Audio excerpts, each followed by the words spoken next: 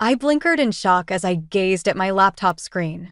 My parents' email was sitting in my inbox, sent to my old high school email account, which I almost ever check these days. 10 years. I hadn't spoken to any of them in 10 years. Greetings, Tessa. We are writing to inform you that your brother's recently acquired home will host a family reunion in 2 weeks. We believe it's appropriate for you to attend as well, as all of your closest relatives will be present. My brother Derek's address was at the bottom. I gave a snort. The proper course of action. Traditional parents. I shut down my laptop and made my way to my office window, which overlooked the city below. Far from where I began, the 20th story of this structure housed the headquarters of the restaurant empire I had helped create. After a day of contemplation, I made the decision to respond. I said, "I'll be there," and nothing else. After that, I reclined in my chair and let the memories to come flooding back. In my family, I was always the odd one out.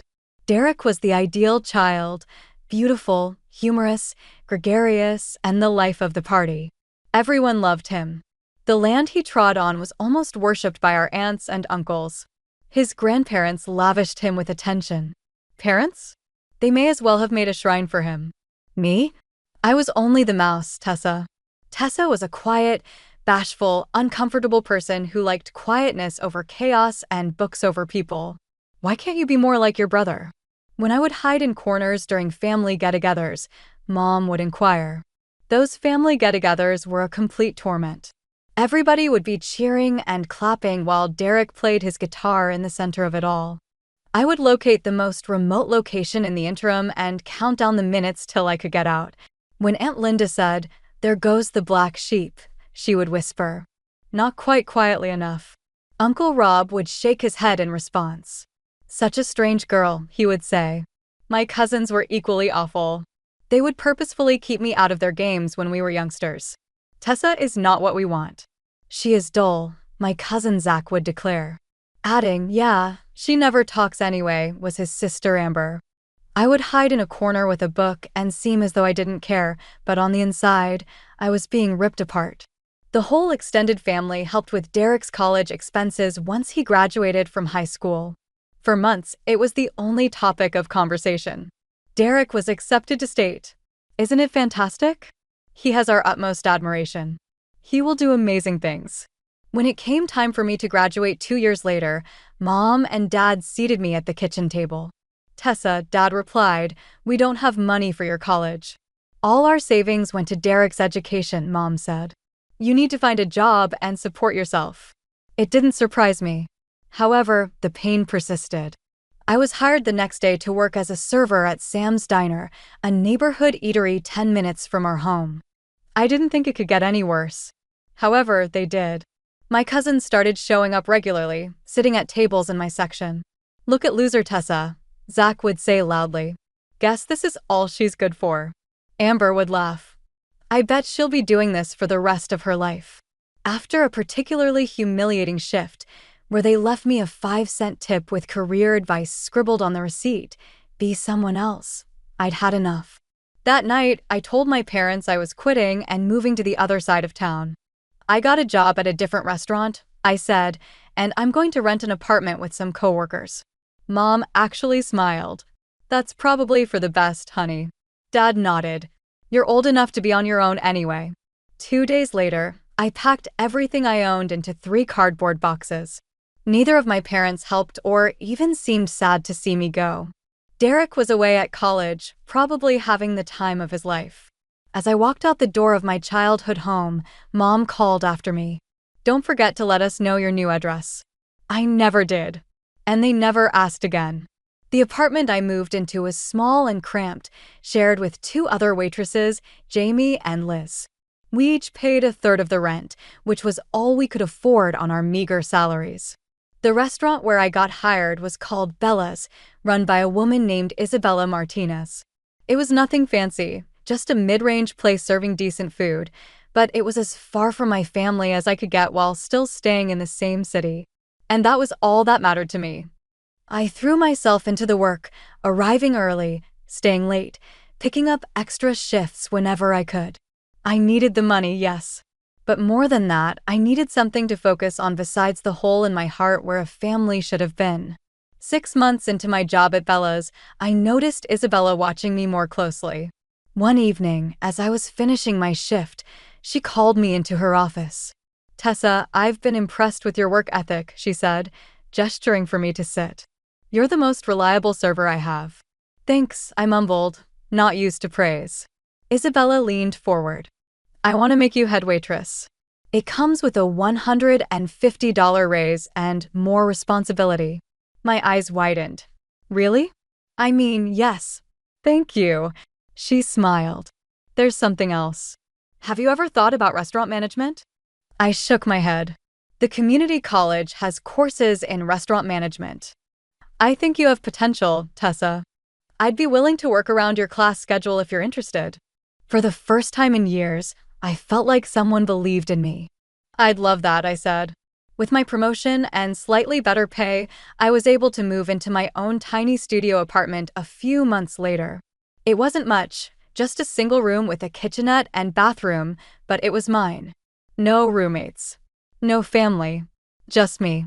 The holiday season was approaching, and despite my better judgment, I called home on December 15th. "Hi, Mom. It's Tessa." "Oh, hello, dear," she said, sounding distracted. "How are you?" "I'm good.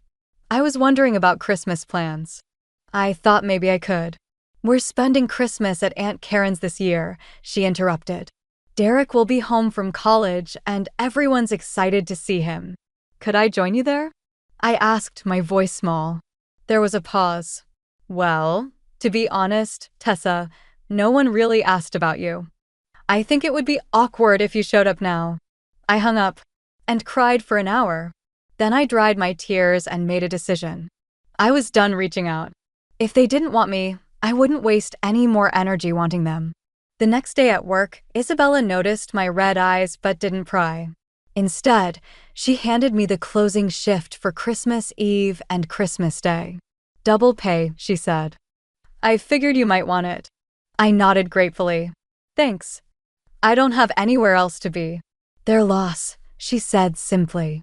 I threw myself into work and my studies with renewed determination. The restaurant management courses opened my eyes to a world I hadn't known existed.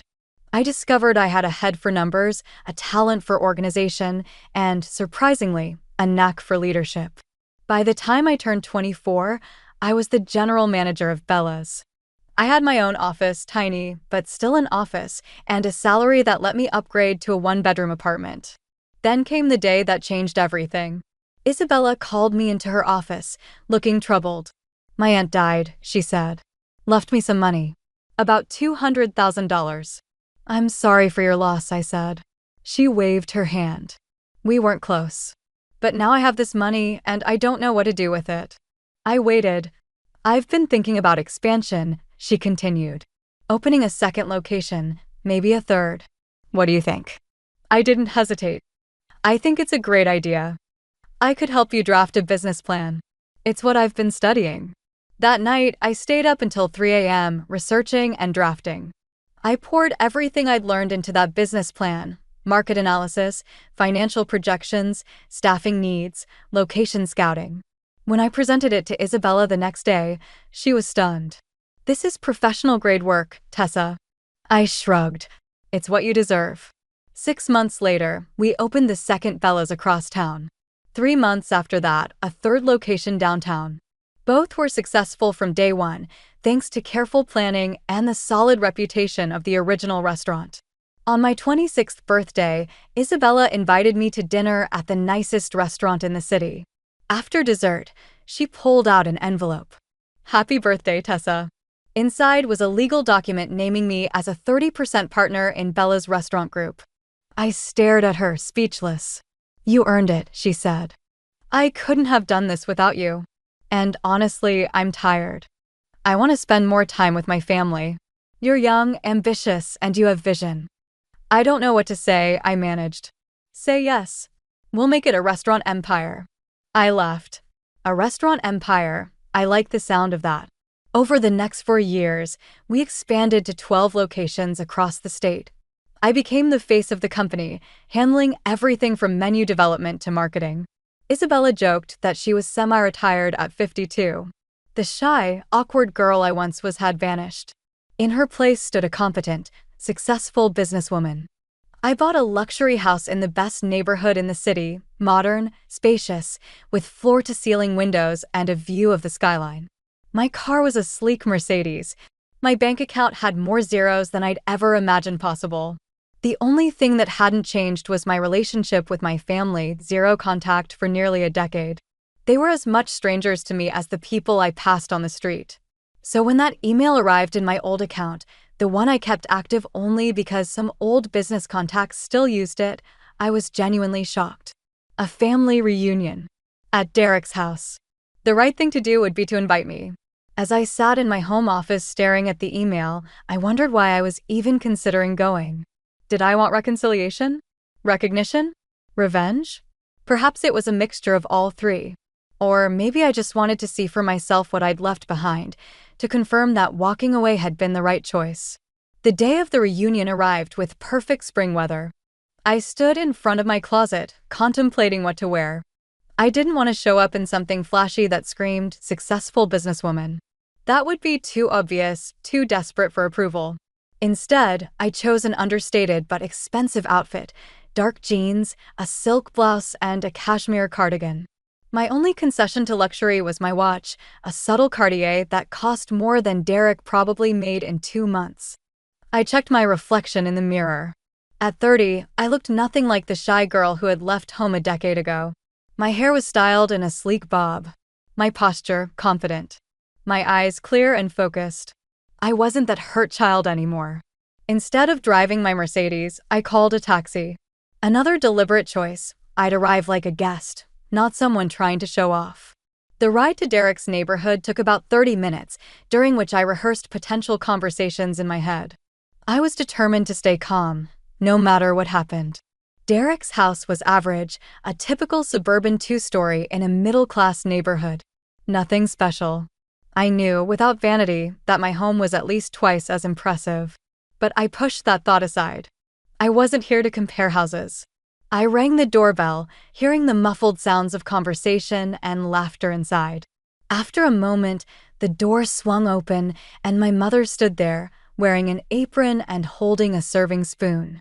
She stared at me blankly for a full 5 seconds before recognition dawned. "Tessa? Is that you?" "Hello, Mom," I said, keeping my voice steady. "My goodness, look at you." She seemed genuinely surprised, as if she'd expected me to show up in a waitress uniform, hair in a messy ponytail. Come in, come in. Everyone's already here." I stepped into the house, immediately surrounded by the familiar cacophony of a family gathering. The living room and dining room were crowded with relatives, aunts, uncles, cousins, and their children. My father was chatting with Uncle Rob by the fireplace. Derek was holding court in the center of the room, gesturing with a beer in his hand while a group of cousins laughed at whatever he was saying. As I entered, conversations paused. Heads turned. Eyes widened. "Is that little Tessa?" Aunt Linda stage whispered. "She looks different," someone else murmured. I nodded politely to everyone but didn't rush to greet anyone specifically. Let them come to me, I thought. My cousin Amber, now in her 30s like me, leaned toward her husband and whispered something. I caught the words waitress and self-important. I pretended not to hear, but inwardly I smiled. They still thought I was a server and a failing one at that. "Tessa is here," my mother announced unnecessarily. "Isn't this wonderful?" The whole family together again. My father came over and gave me an awkward side hug. "Good to see you, kiddo." "It's been too long." "Yes, it has," I agreed, not pointing out that the phone works both ways. Derek finally noticed me and sauntered over, still the center of attention even while approaching me. Well, he said, giving me an exaggerated once-over. "If it isn't my little sister. Finally decided the family's good enough for you again." "Hello, Derek," I said calmly. "Congratulations on the house." He seemed taken aback by my composure but recovered quickly. "Thanks. Just a starter home, you know. I'm planning to upgrade in a year or two when the business really takes off." We all moved to the dining room, where a long table was set with mismatched plates and silverware. Derek naturally took the seat at the head of the table, with our parents on either side. I was directed to a seat at the very end, next to a second cousin. I barely remembered, and across from a child who was busily kicking the table leg, the meal began with toasts primarily directed at Derek. My father stood first, raising his glass to my son, who has made us so proud, from the star quarterback in high school to the successful businessman he is today. Derek has never disappointed us. Everyone clapped. My mother went next. Derek has always been special, she gushed. His auto parts business is thriving, and now this beautiful home. We couldn't be prouder. More applause. Uncle Rob stood.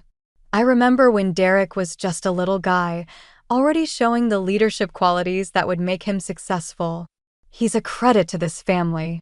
The toasts continued, each more effusive than the last. Derek soaked it all in, his chest visibly swelling with each compliment. Eventually, he seemed to remember I was there. He looked down the length of the table at me, a slight smirk on his face. "What about you, Tessa? Want to say something?" All eyes turned to me. I set down my fork, ready to offer a simple congratulations, but Derek cut me off. "Still waiting tables, sis? Or have you been promoted to dishwasher by now?" The table erupted in laughter. I heard Aunt Linda snicker. Imagine still being a waitress at her age. She whispered to Uncle Rob, loud enough for everyone to hear. 10 years ago, I would have blushed furiously, possibly even cried. I might have made an excuse and fled the table, but not today. Today, I laughed, a genuine laugh that startled everyone into silence. "What's so funny?" my mother asked, looking confused. I smiled at her. "It's funny that after 10 years of not being in touch, none of you know anything about my life. Not a single thing. Yet you all feel comfortable making assumptions." The table went quiet. I reached into my purse and pulled out my business card, embossed and elegant with the Bella's Restaurant Group logo in the corner. I handed it to the second cousin beside me. "Would you pass this to Derek, please, and feel free to look at it on the way?" He took it, glanced down, and his eyes widened. He passed it to the next person, who had a similar reaction. The card made its way around the table in silence, each person reading it and then staring at me with new eyes. When it finally reached Derek, he looked down at it, then up at me, his face draining of color. "Tessa Hamilton, co-owner and CEO, Bella's Restaurant Group," he read aloud, his voice hollow. "What does that mean?"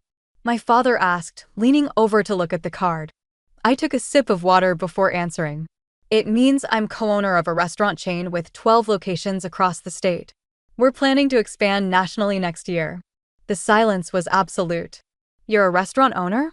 my mother finally managed. "Co-owner," I corrected. "I own 30% of the company. Started as a waitress, became manager, then business partner.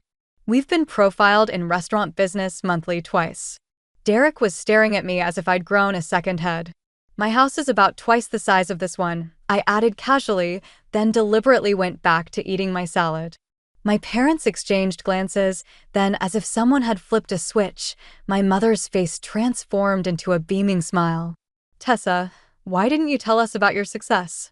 We're so proud of you." I chewed slowly, swallowed, and dabbed my mouth with a napkin before answering. "You could have asked about my life at any point in the last 10 years, but you didn't. Not once." The table fell silent after my statement. My mother's smile faltered, but she quickly recovered. "Well, we're learning about it now, aren't we? And we're thrilled. Isn't that right, everyone?" Suddenly, relatives who had been mocking me minutes earlier were falling over themselves to show interest in my life. "Tell us about your restaurants, Tessa. How many employees do you have? Are you on one of those cooking shows?" Derek sat at the head of the table, sullen and quiet, the forgotten center of attention. My father kept glancing between us as if trying to reconcile the successful woman before him with the daughter he'd written off years ago. I answered their questions politely but briefly. After about 15 minutes of this new uncomfortable dynamic, I checked my watch and stood up. "I should be going. I have an early meeting tomorrow." "But you just got here," my mother protested. "We have so much catching up to do, 10 years worth." "I agree," I said, but I don't think we'll manage that in one evening. As I gathered my purse, my parents followed me to the door, with several other relatives trailing behind. Derek remained seated, staring at my business card. "It was wonderful to see you, Tessa," my mother said, suddenly warm and affectionate. "We've missed you so much." I smiled, not unkindly but without warmth. "Have you?" She blinked, taken aback. "Of course we have. You're our daughter." "Interesting," I said, "because when I called you that Christmas and asked if I could join the family celebration, you told me no one wanted me there." She had the grace to look embarrassed. "That was a misunderstanding." "Was it?" I asked. "Or is it that you suddenly want a relationship now that you know I'm successful?" "Tessa, that's not fair," my father interjected. "No, it wasn't fair," I agreed. "None of it was fair. But that's in the past now." I walked out the door, hearing my mother call after me. "We want to make things right, Tessa. We want to be a family again." I didn't respond. I got into my waiting taxi and directed the driver to take me home, to my real home, the one I'd built for myself. When I walked through my front door, I kicked off my shoes and laughed. Really laughed, loud and free, until tears came to my eyes. The looks on their faces when my business card made its way around the table, the shock, the disbelief, and then the immediate pivot to claiming me again once they realized I was successful. It was all so predictable, yet seeing it play out was still somehow surprising. The next morning, I woke up to 17 text messages and 5 missed calls, 3 texts from my mother, 4 from my father, 2 from Derek, and the rest from various aunts, uncles, and cousins. I scrolled through them without reading closely, then set my phone aside and went about my day.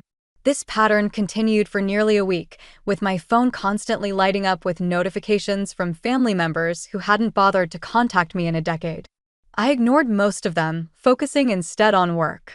We were in negotiations to open 3 new locations in neighboring states. On the 6th day, during a rare quiet moment at home, I decided to answer one call just to end the barrage. It was my mother. "Tessa," she exclaimed when I picked up, finally. "Why don't you come over for dinner this Sunday? Just you, me, your father, and Derek. A chance to reconnect." "I don't think that's a good idea," I replied. "But we're family," she insisted. "We love you, Tessa. We always have." "If you loved me," I said slowly, "why didn't you call me once in 10 years? Why didn't you ask how I was doing or if I needed anything? Why did you tell me no one wanted me at Christmas?" A pause occurred. Her charming exterior crumbled as she yelled, "How can you be so ungrateful? After everything we did for you. What exactly did you do for me?" I cut you off. "My education was not funded by you. My career was not supported by you. You didn't even give me a call to see whether I was still alive." Her words, "We raised you." You did, indeed. You therefore concluded that I was no longer worthy of your time. You've determined that I am once again, but it's too late. Before she could answer, I hung up.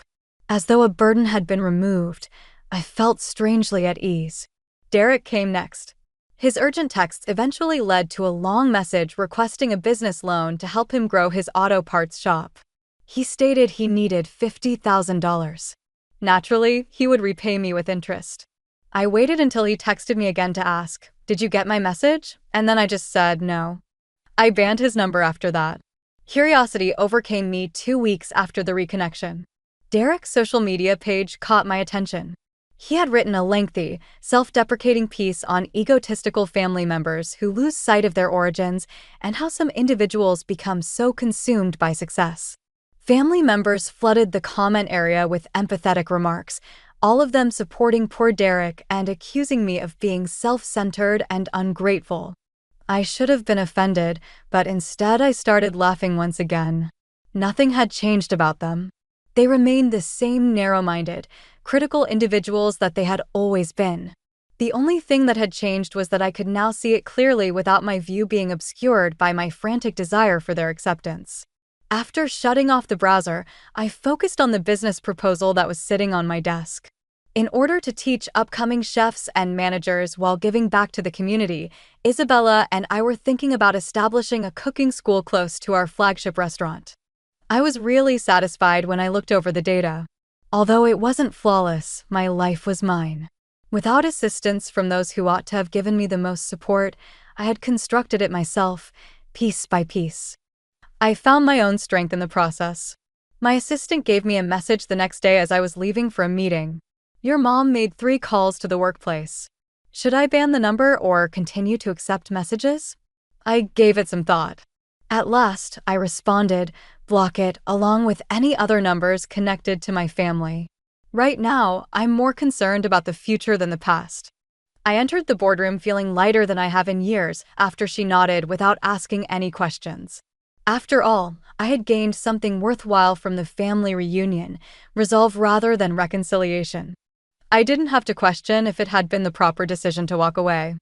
I didn't have to wonder if my family really cared about me or if they had changed. They had showed me exactly who they were, and I had shown myself exactly who I had grown into, someone who was courageous enough to set boundaries, strong enough to identify poisonous relationships, and smart enough to know when to permanently close a door.